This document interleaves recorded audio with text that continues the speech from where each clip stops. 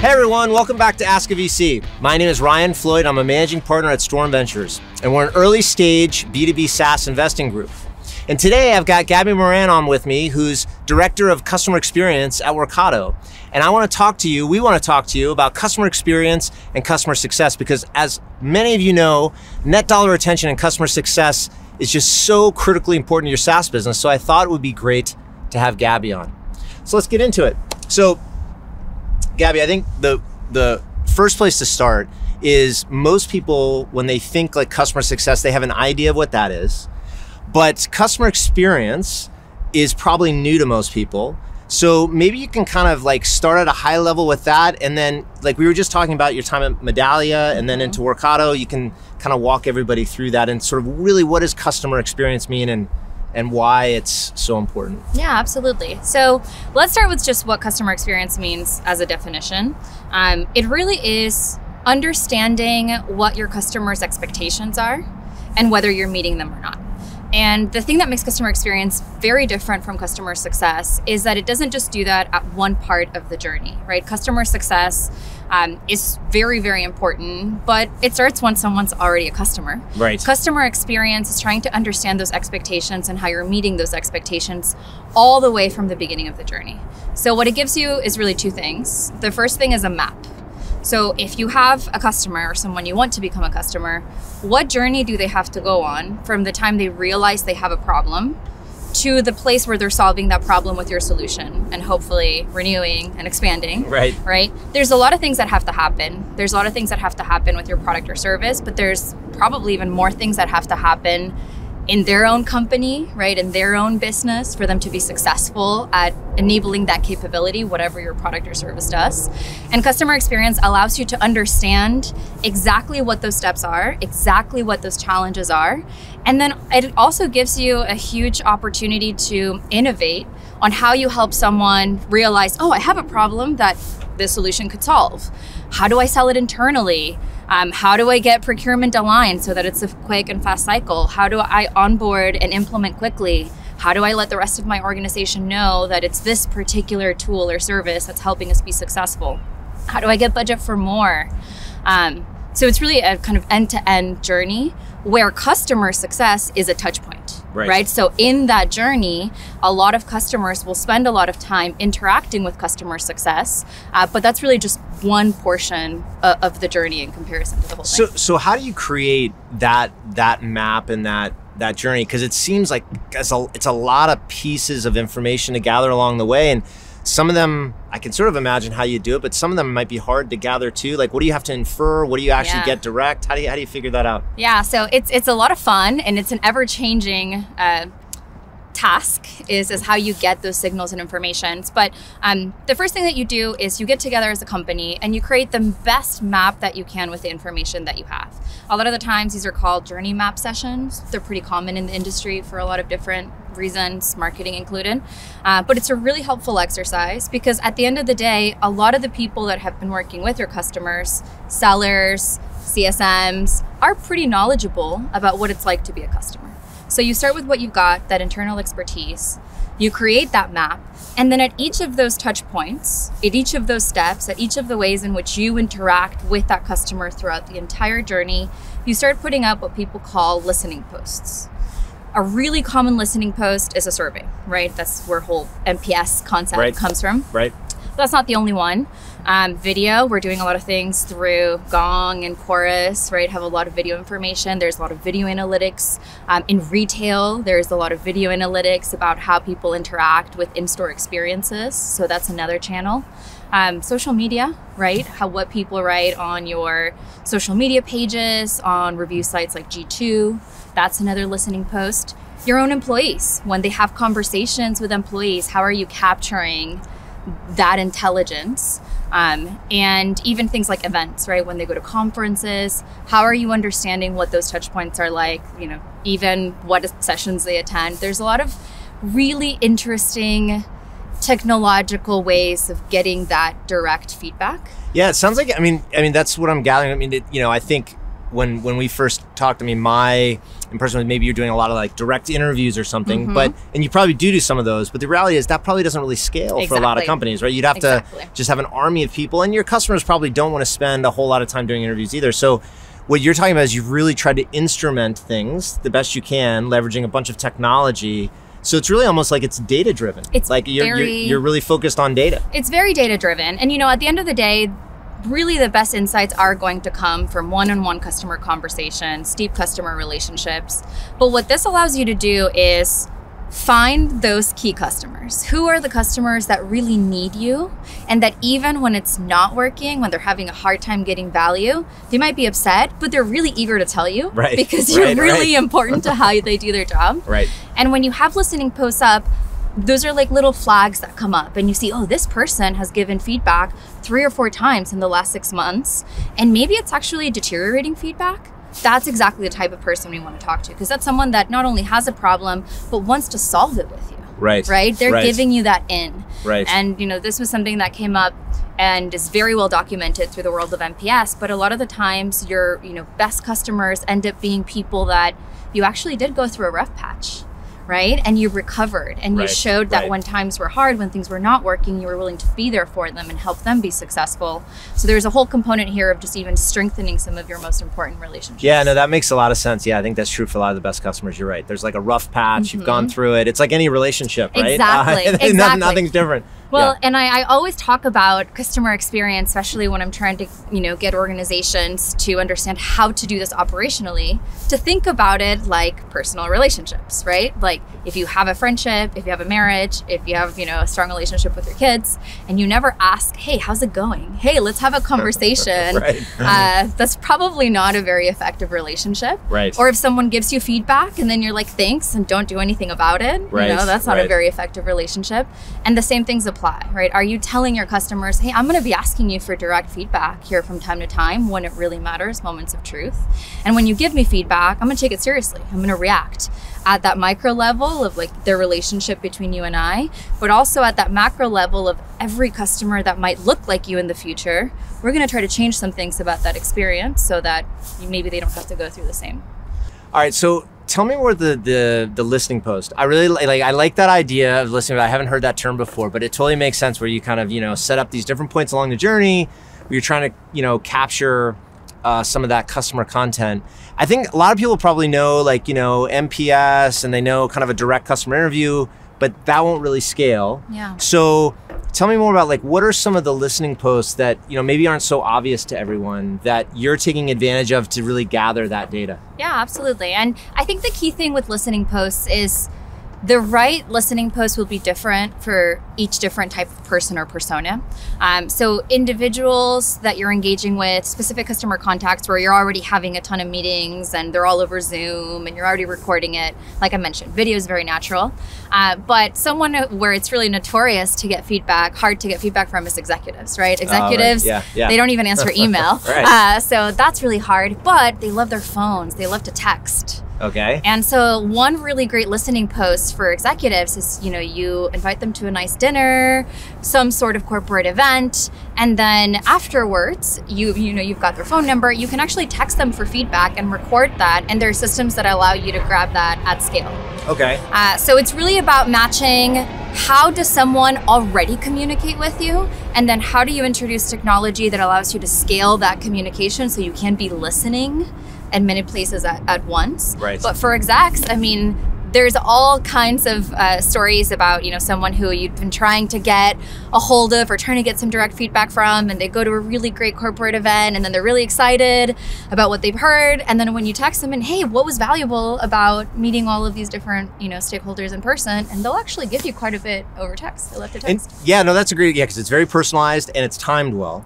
Now, often I wonder, though, the timing of sometimes when you ask these questions can really affect how people answer them, right? So if you've just had this great corporate event, someone's come out and, they had a great dinner or whatever, and then you ask them, do you think sometimes that the feedback you're getting is, positively biased, or do you you try to adjust your thinking on it? Does it have context around when you got that piece of information, or how do you handle that? Yeah, absolutely. And I think this is a place where operational customer experience is quite different from research. Research is still incredibly important.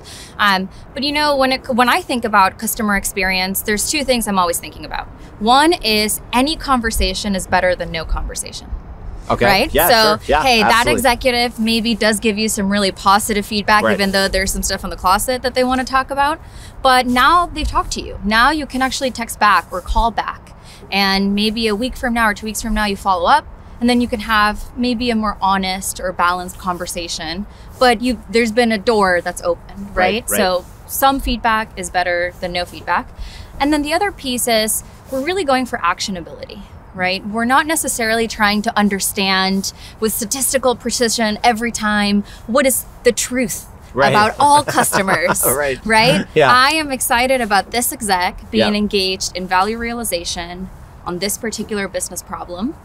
Does this feedback serve to help me move that customer along their value journey? And if the answer is yes, great. Yeah, you Right? learned something. Yeah. Yeah. Yeah, and I like what you said. I mean, look, any feedback is better than no feedback. Yeah. And so, yeah, that makes a ton of sense. But context is important, right? Yeah. So when you're presenting this, you do want to say, hey, this was right after a conference. Right. We'd expect the scores to be higher. Or hey, this was right after a support interaction that doesn't have a resolution yet. Right. We expect that feedback Right. to be a little bit more negative. But, you know, we're all smart. Right. We can Right. kind of understand context. It's really about, are we actioning on it? Are we taking advantage of building a stronger relationship? So, okay, so help everyone translate this into, like, what does it mean then organizationally? Like, what are some examples, whether it's, you know, Workato or just you can generalize Yeah. it, of some things, you know, that come out of all of this work? You've gathered all this data, you kind of stitched together this journey, this customer experience journey. What are some of the things then that, like, you can take back to an organization that you wouldn't necessarily get if you were just having that CSM interaction that really helps drive overall customer happiness? Yeah, no, that's a great question. You know, one of the key things that you get, I think, are some really key signals as to whether people are really moving through the journey or not. And the way in which you do this is, you know, it depends on where you are in the journey. But one of my favorite things that B2B SaaS companies can get from this is even some metrics around how many strong relationships you really have. So you can go from saying, oh, I'm really customer centric, our customers love us, we have, you know, our CSMs or salespeople have really strong relationships with our customers. Okay, but how do you measure that? Right. Now imagine a world where you can say, hey, I know exactly how many customer contacts give us direct feedback every 6 months, and which accounts, proportional to how, you know, big their relationship is with us, how big their contracts are there enough strong relationships? And you can start quantifying that. Do you have an executive sponsor for every single one of the accounts? Has that executive sponsor engaged with you on direct feedback at least once a year? How many stakeholders do you have? Oh, that account is a couple $1 million, but only one person has ever given you direct feedback. You know, Right. red signals, red lights. Right. So even though from to translate it, like, as from a CSM standpoint, all the interactions have been positive, usage of the product is high, you may not have enough executive sponsorship or broad support in the organization. And that's such a good thing to bring up, because oftentimes churn happens not because customers are unhappy, but your champion leaves. And if Exactly. nobody else inside the company realizes the value of whatever it is you're selling, boom, you know, you're at risk then of churning. So yeah, that's a good example, because that may not, you know, be necessarily what, like, a CSM person might be, like, looking for. Exactly. Yeah. And, you know, in this world where net retention rate is so important, and where so many companies are trying to grow through their customer base, Right. it isn't just churn. It's actually expansion potential. Definitely there's churn risk, but I mean, as somebody who buys software licenses, it's hard to get budget to grow your technology stack every year. Right. But right. every single technology I've ever engaged with wants me to upsell every time my contract is up. That's hard for me to do. Right? It's hard for me to know how to manage the stakeholders. It's hard for me to prioritize. It's hard for me to even quantify the value in some cases of exactly what this piece of software is helping me do. And when you are really listening and asking for those challenges, I love the product, I love using it, Yeah. but are you having a hard time even articulating the business impact in a way that people want you to do more. They're throwing budget at you versus you having to really pull it. If you as an organization know where someone loves your product and needs help and it's an upsell waiting to happen, then you can really send those very different types of resources than maybe a technical CSM would provide. And, help me build a business case, help me invite my executive to a dinner with another executive where they can tell them why, further investment here is so important. And so it's not just churn. There's a huge amount of benefit for identifying where there are upsells that are not going to happen unless you do value work. Right, right. Yeah, so that's really getting deep in the account. So tell me about how does it, if I'm just thinking if I was, running a SaaS business and I had a CSM organization already, how do I get customer experience working with CSM, like in that context where you're going in and building a value case potentially, or, you're trying to drive more executive sponsorship. How do you make that happen? And what are maybe some things to think about, what to do well, or maybe some things too to watch out for? Yeah. So, and it isn't just CSMs, right? Sometimes you're in a part of the journey where the AE is the person with the strongest relationship, or maybe even a product leader. Where a sale hasn't occurred. Exactly, where a sale hasn't occurred. Or, in some cases where you have a relationship that from the get-go is going to grow and it's sort of a mutual growth plan.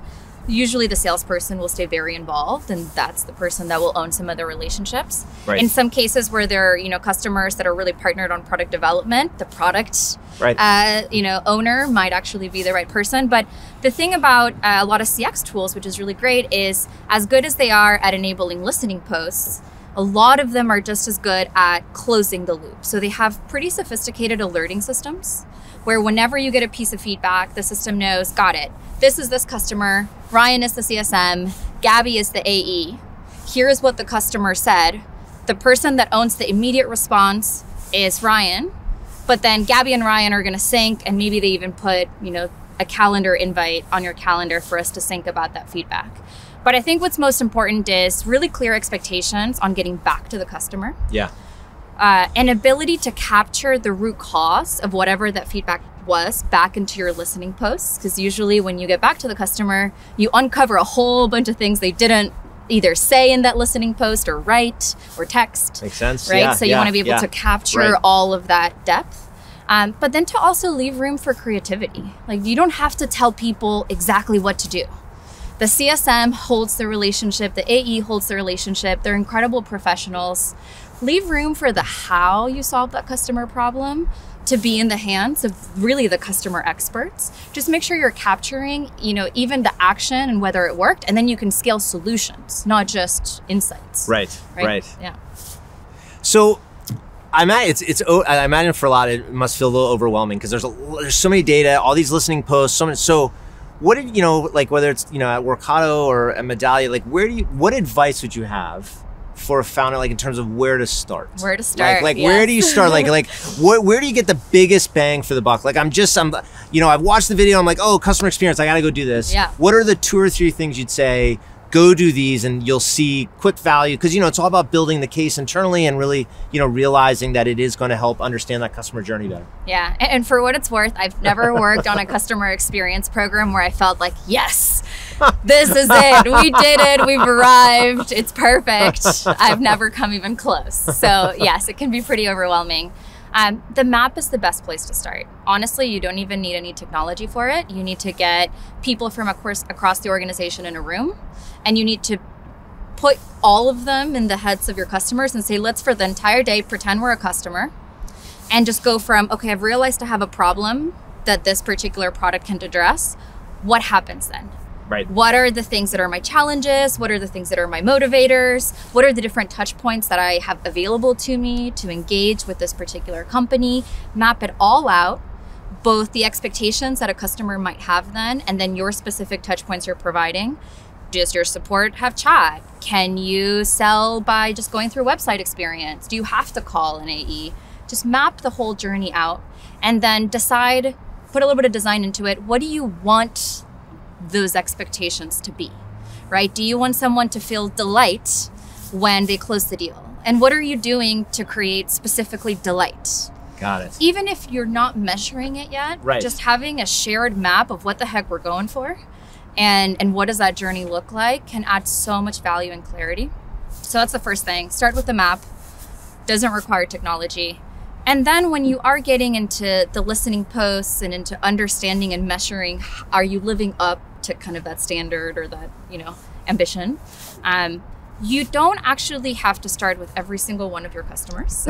So reduce scope, like all everything, 5,000? right? Yeah. Reduce scope.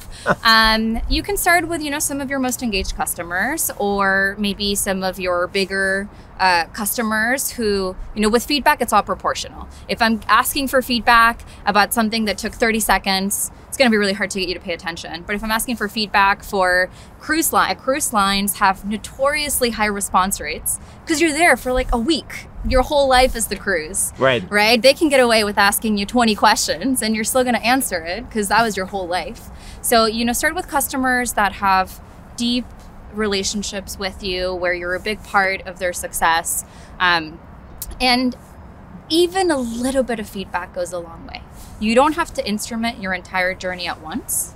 Find the places where you think there's the biggest either risk for value destruction, right? So a lot of the times it is that kind of CSM relationship touch point where people instrument first. Right. Because right there, hey, if you're using the product and you're not getting value, that's very bad, right? Right. So we want to listen to that, Right. but also we have a CSM that can action. So we're ready Right. to take action and feedback. So find that one listening post for your most engaged customers where there's a combination of both risk, but someone to actually do something about that risk, and turn just that listening post on. Do all of the behaviors that go along with that. And it'll be much easier then to turn on the sales touch point, to turn on the in-product touch point, to turn on the events touch point, the digital document experience touch point, on and on and on. Right. That's great. I mean, those are great, just basic things people can do. And as you were talking through it, the map, I was just thinking, one of my things that I encourage everybody to do is just really make customer success and customer experience like central to the whole company. It's not just a function, right? It's the whole company needs to be focused on that, because as you mentioned, net dollar retention, it's so important in these SaaS businesses to really drive growth. And that map, it must have this additional benefit of like really pulling the entire team together, right? Absolutely. Because now you've got this like document that says, this is what we want to deliver. It's not just about a technology, right? Or this one thing. It's this whole experience that we're trying to deliver. And you have to pull that from all the other execs, get everybody to sort of agree on it. Yeah. There's probably a lot of good conversation that comes out of it about what's important, what's not, where the emphasis should be. Yeah. I mean, just right there, that must drive a lot of alignment. It's a huge amount of alignment and excitement too. Yeah. The other thing that customer journey maps do is, when you really disseminate it through the organization and you give people the opportunity to talk to customers about this journey you've created, and you're explicit with your customer, hey, all of these other customers that have been successful with us, this has been their journey. These have been their challenges. This is how they best engage with us. You actually make your customers more successful. And I think this has so much impact early on in the sales cycle. When I buy software and I talk to a seller who's asking me, oh, do you have budget? What's your timing? I'm like, okay, well, I have to do all the work and I just give you the answers of whether I'm ready to buy or not. And you just help me sign the check. Fine. But if I show up and that seller is telling me, hey, other people that are trying to create value through customer experience, these are the challenges that they go through when they first become aware of their problem. And here's how they've solved that. Have you thought about this? Have you talked to these particular stakeholders? Usually the head of product is a really great advocate for CX. Is your head of product engaged? When you're really talking to me about what it's like to buy software and what it's like to then try to deliver value with that software that's got my name to it, all of a sudden I'm like, oh, this person gets me. They understand what my challenges are going to be, and they're going to help me at least be aware of them, but hopefully also overcome them. And now I'm much more eager to have a partnership, and I'm a lot more comfortable moving quickly even. But a lot of the time sellers don't know that. Right. Because we've never sat down and said, well, what is the journey of a buyer, right? What is the journey of someone trying to get value? What is the journey of someone trying to get more budget? What is the journey of someone that has insights but no power to implement those into change? Which, can happen. And I think people who use software often find themselves in that situation. Yeah. So I think if you actually use that map with your customer and you enable all of your front line to use those maps with their customer, then you're getting to a place of like really deep understanding and creativity and trust. Yeah. Yeah. No, I love it. Yeah, I mean, that's a bunch of, it's super transparent. I mean, yeah, and there's nothing like transparency to really drive that relationship. Yeah. And B2B is complicated. This isn't just one person, right? Right. I don't actually make the sole decision it takes a village. On what we spend or what projects we work on. So oftentimes, you know, your champion is going to appreciate it just as much, just to understand what their organization is like, right? Yeah. Sometimes it can be a black box for them. Yeah. No, you're absolutely right. Well, Gabby, this has been great. No, this has been great. Thank you so much for taking a few minutes to talk with everybody about customer experience and go through things. So thank you so much. Yeah, thank you, Ryan. And I'm really excited to see a lot more customer experience work in the SaaS space. It's really that's great. Yeah, I look forward to it. Thank you all for joining for another episode of AskAVC on this beautiful day on the Bay. Please hit the like button, subscribe, leave me some comments, and Gabby and I can get back to you. Until next time, thank you.